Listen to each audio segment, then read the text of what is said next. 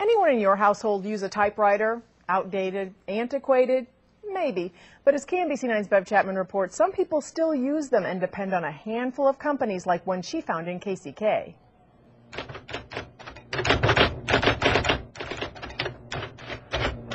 Remington, Underwood, IBM. Most people would have got out of the typewriter business 15 or 20 years ago. So, and I kind of thought we did, but here we are. Here we are in the midst of the office assistant millions of people used before the entire world flipped for computers. You want to grab that? When I tell somebody this is what I do for a living now, they just say, oh yeah, sure. And when we go to hire somebody, they're like, you do what? You know, just... They find them at business closeouts, eBay, you name it.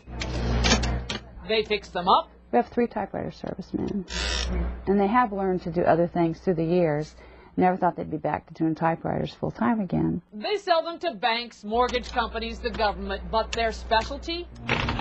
These are the SC20s. That is a spool ribbon. We get a lot of calls from people 90 years old, and they'll tell me they've had this typewriter since high school, and it still works great, and it's beautiful. Some of the typewriters are also antiques. My grandkids don't know what a typewriter is. So it shows my age, huh? Thanks, Age. Bev.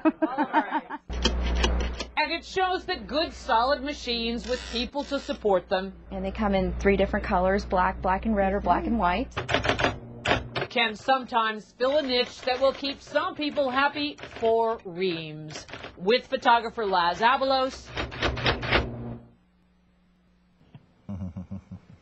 Very good. Well, EVS on Merriam Lane is a family-owned business that's been selling typewriters, parts, and other office machines for more than 50 years. Passing of an era. Who would have thought? I can never decide whether to get rid of mine. It still sits there. Well, I keep it for an antique. Yeah. Can you tell us another story about newsrooms at home?